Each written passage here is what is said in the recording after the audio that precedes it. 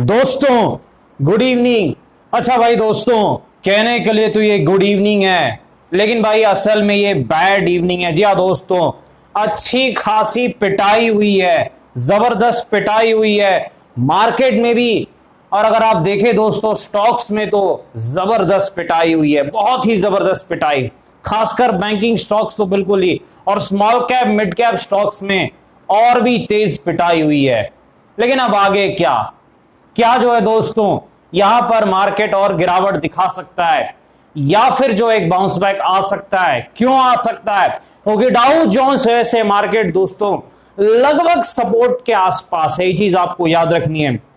Dow Jones से market अब लगभग जो है सपोर्ट के नजदीक पहुंच रहा है। इस वक्त डाउ फ्यूचर्स लगभग 300 पॉइंट मेरे ख्याल से नीचे हैं, लेकिन अब हम धीरे धीरे सपोर्ट के नजदीक पहुंच रहे हैं डाउ जोन्स में। तो कहीं ना कहीं इस कारण से क्या मार्केट एक वापसी कर सकता है, एक बाउंस बैक कर सकता है, क्या अच्छे दिन फिर से आ सकते हैं, क्या डिस्कस करेंगे दोस्तों। निफ्टी बैंक निफ्टी स्टॉक्स के एनालिसिस करने का प्रयास करेंगे। स्वागत है आपका आपके अपने चैनल टीके मनी में। मेरा नाम है Dhruvan and I am certified in equity derivatives में। जो नए लोग हैं टेलीग्राम चैनल पर आ सकते हैं, टीके मनी सर्च कर सकते हैं। जी दोस्तों, टीके मनी सर्च करके अगर आप चाहें आप टेलीग्राम पर आ सकते हैं। चलिए चर्चा की शुरुआत करते हैं। सबसे पहले सबसे इंपॉर्टेंट मार्केट यानी निफ्टी।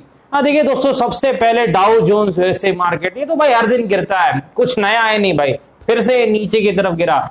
इस कारण से हमारे मार्केट में थोड़ी जो है शुरुआत जो है फ्लैट टू नेगेटिव हुई। लेकिन उसके बाद क्या हुआ भाई? जबरदस्त पिटाई, वन वे पिटाई। 17,450 के आसपास एक सपोर्ट था, तो काफी समय तक वहां टाइम पास चला, लेकिन फिर वो सपोर्ट भी ब्रेक हुआ और फिर जो है 17,300 के दर्शन हमें करने को मिले हैं। लेकिन अब आगे क्या? सबसे पहले विक्स कहां पर है? लगभग 20.5 के आसपास, 20.5 के आसपास जो है इंडिया विक्स यानी वॉलेटिलिटी इंडेक्स है। ये चीज आपको याद रखनी है। अब देखिए निफ्टी में सपोर्ट कहां पर है, तेजी कब करनी, सारी चीजें हम डिस्कस करेंगे। देखिए निफ्टी में अगर हमें तेजी करनी है दोस्तों, तो मेरे ख्याल से 17,400 के ऊपर निफ्टी जाता है तभी हम तेजी करेंगे। 17,400 के ऊपर निफ्टी अगर जाता है दोस्तों तभी हम तेजी करेंगे, अदरवाइज हम तेजी नहीं करेंगे। हाँ, डब्ल्यू पैटर्न दिखा तो अलग बात है भाई, डब्ल्यू पैटर्न में हम तेजी करते हैं वो अलग चीज है, स्ट्रिक्ट स्टॉप लॉस के साथ। अदरवाइज 17,400 के ऊपर ही हम तेजी करेंगे। और जो नेक्स्ट रेजिस्टेंस रहेगा वैसी सिचुएशन में दोस्तों वो लगभग 17,550 के आसपास है। ये चीज आपको याद रखनी है, 17,550। अब भाई सपोर्ट कहां पर है भाई? इतनी बड़ी पिटाई हुई है, सपोर्ट कहां पर है निफ्टी का? चलिए दोस्तों पीछे चार्ट पर चलते हैं, देखते हैं डेली चार्ट पर कहां सपोर्ट है भाई। 17,185 के आसपास लगभग जो है, यानी आप कह सकते हैं 17,150 से लेके 17,200 के आसपास निफ्टी का एक बहुत ही इंपॉर्टेंट और बड़ा सपोर्ट है। ये चीज आपको याद रखनी है, बहुत इंपॉर्टेंट है भाई ये सपोर्ट। तेजी कब करनी है? 17,400 के ऊपर। रेजिस्टेंस कहां पर है? 17,550। सपोर्ट कहां है? 17,150 से 17,200 का जो जोन है वो सपोर्ट है। लेकिन डब्ल्यू और एम पैटर्न स्ट्रेटजी वो तो सदाबहार है भाई। डब्ल्यू में तेजी, 30 पॉइंट का स्टॉप लॉस, 100 प्लस पॉइंट की कमाई। एम में पिटाई, 30 पॉइंट का स्टॉप लॉस, 100 प्लस पॉइंट की पिटाई। चले यहां पर निफ्टी बैंक के पास चलते हैं भाई। निफ्टी बैंक बहुत अच्छा कर रहा था, तो भाई अब जब रुपी कमजोर हुआ है तो निफ्टी बैंक बहुत ज्यादा बुरा कर रहा है। जी हाँ दोस्तों, पिछले 2 दिनों से निफ्टी बैंक ने जो अपनी आउट परफॉर्मेंस को कम किया और अब वो अंडर परफॉर्मेंस पे आते जा रहा है। निफ्टी बैंक में अब आगे क्या सपोर्ट रेजिस्टेंस है, क्या सारी चीजें हम डिस्कस करेंगे यहां पर कि भाई आखिर ये निफ्टी बैंक का सपोर्ट कहां पर है भाई। इतनी तेज पिटाई के बाद निफ्टी बैंक को कहां सपोर्ट मिल सकता है?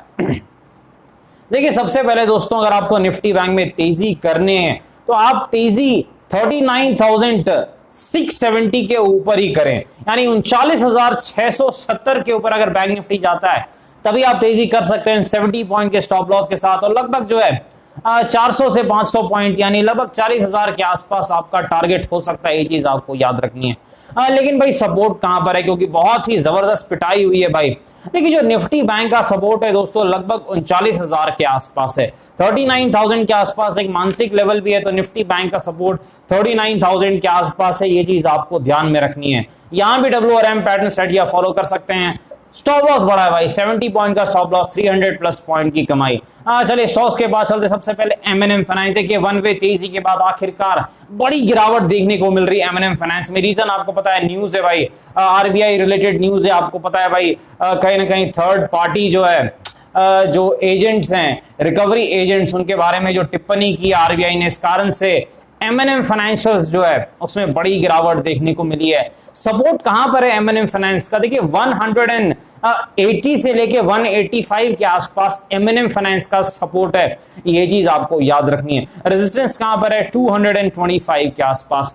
PNB के पास चलते हैं भाई, PNB रेजिस्टेंस से फिर से गिर गया भाई, 41 के आसपास लगभग रेजिस्टेंस था PNB का, आप पिटाई हो रही है भाई, 36 के आसपास सपोर्ट है PNB का। चलिए चोला फाइनेंस के पास चलते, देखिए चोला फाइनेंस लगभग 805 के आसपास रेजिस्टेंस है। NBFC और बैंकिंग स्टॉक्स में आज पिटाई थी, तो इधर भी पिटाई है भाई, 695 के आसपास अब सपोर्ट है।